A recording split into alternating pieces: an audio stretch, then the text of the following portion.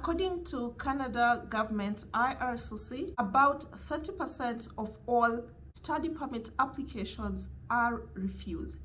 Bearing in mind that thousands of candidates apply and get admissions in Canadian universities and colleges, then that translates to a very big number. That translates to tens of thousands of prospective students who have been accepted in a Canadian institution but whose study permit applications are refused. So that's why in today's video, we are going to look at 5 main reasons why Canadian study permits are declined and what you can do if your study permit is declined. So you want to stick up to the very end of this video if you are a prospective student who is looking forward to studying in Canada through a study permit.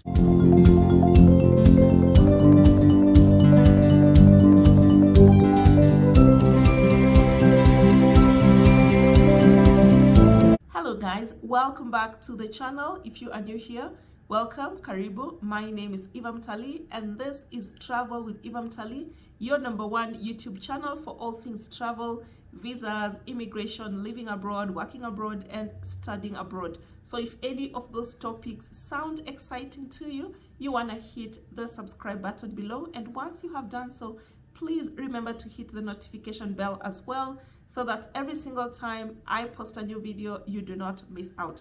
So without much further ado, let's take a look at 5 reasons why Canadian study permits are declined and what you can do in case your study permit is declined. So the first reason why Canadian study permits are refused is when IRCC, that is the immigration body in Canada, doubt your ability to financially support yourself once you get to Canada. When you submit your Canadian study permit application, you need to demonstrate that you actually have enough money to not only transport yourself to Canada, but to pay your tuition fees and support yourself and any accompanying dependents during your stay in Canada. So usually the government will ask you for 6 months bank statements that show that you actually have enough money to pay for these costs. If the government is not convinced that the 6-month bank statement you have shown is enough to support you to pay for your trip to Canada, pay for your tuition fees, as well as your other costs while in Canada, then your study permit application will be denied. So how do you address the show money problem? If your study permit application is declined because IRCC questions your ability to sustain yourselves financially while in Canada, then you need to carefully once again review the financial documents that you have submitted to IRCC. Make sure that you address any financial concerns that have been raised by the visa officer and submit documents that address the same questions. The amount of money that is usually asked for is a lot. However, you do not need to have to spend all the money that you show. So what that simply means is that if you can find somebody to support your application, then go for it. And the fact that they support your application does not necessarily mean that you're going to spend the money that is on that bank statement. The #2 reason why Canadian study permit applications are declined is when IRCC doubts whether you're actually going to leave the country once you complete your studies in Canada. A study permit is a temporary visa, which means that it has a validity period and an expiration date. In your Canadian study permit application, you need to convince the visa officer who is handling your documents that indeed at the end of your studies in Canada, you intend to go back to your home country. But that does not mean that you can't apply for an extension of your study permit once it expires, or even choose to apply for permanent residence. There are indeed immigration pathways in Canada that actually target international students that have a Canadian education, and you can consider one of them. But you still need to convince the visa officer that in the event you do not get to legally stay in Canada or extend your visa, you actually intend to go back to your home country. what you need to do with your application is to convince the visa officer that you do not intend to illegally stay in Canada once your study permit has expired. How do you address this problem of intent? Well, the only way to address this question is in your personal statement that you include in your Canadian study permit visa application. If the visa officer isn't confused with the narrative that you have stated in your personal statement, then it becomes very hard, because unlike the other embassies, you do not get a chance to actually speak to a visa officer. So you have to state all the important information that show your intent to actually leave Canada at the expiry of your work permit, and make sure everything is addressed in your personal statement. Number 3 reason why Canadian study permits are refused is when IRCC questions your program of choice. Whatever program that you intend to study in Canada must make logical sense to the visa officer who is handling your case. So for example, if you already have a bachelor's degree in nursing, but in your study application you say that you want to go and study computer science, then you have to have a very clear, logical reason why the sudden change from nursing to computer science. So in your personal statement, make sure to explain the alignment between your new intended degree in computer science with your existing degree in bachelor's of nursing, for example. How do you address this problem with the choice of programs?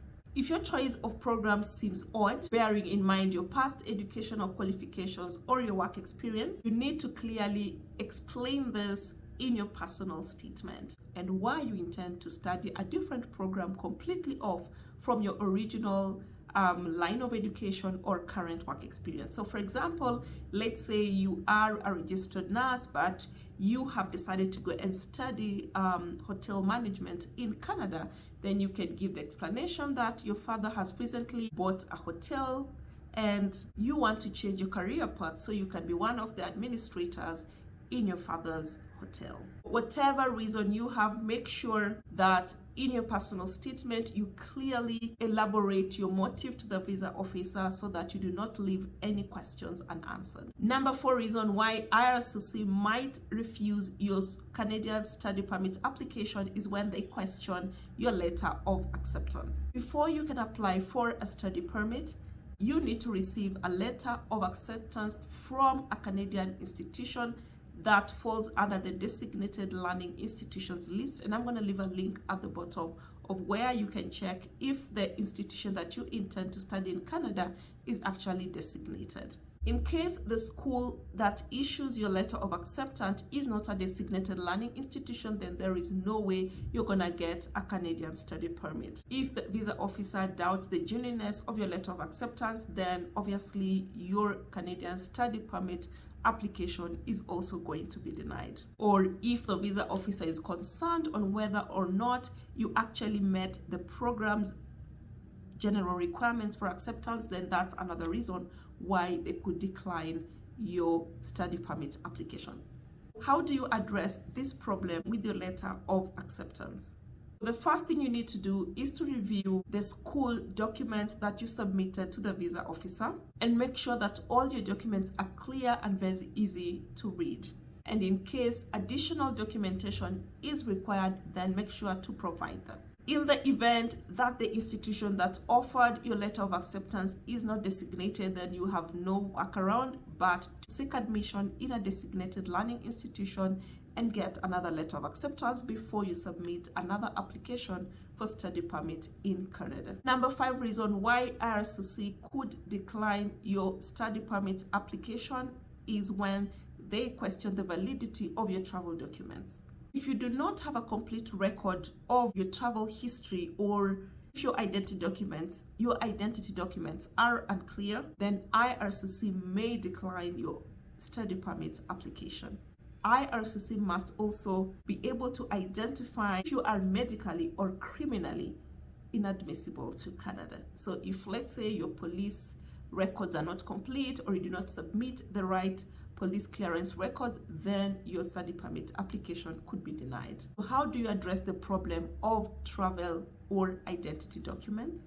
So if the visa officer questions the your travel history and thinks there's so many spaces or blanks that needs to be filled, then you need to review the documents you have submitted and fill in any blanks in your travel history. If it's a question of your criminality, if your police clearance certificate, then you have to make sure you get the right police clearance certificates. If it's about your passport, you need to make sure you get a valid one. Well guys, that's it for today in terms of some of the 5 common reasons why Canada's study permit applications are declined. As usual, if you found this video helpful, please remember to give it a thumbs up, leave a sweet comment below, and share it with all other people who may be interested in getting a study permit to Canada. Thank you for staying up to the very end of this video. I definitely look forward to meeting you on the next one. Bye guys.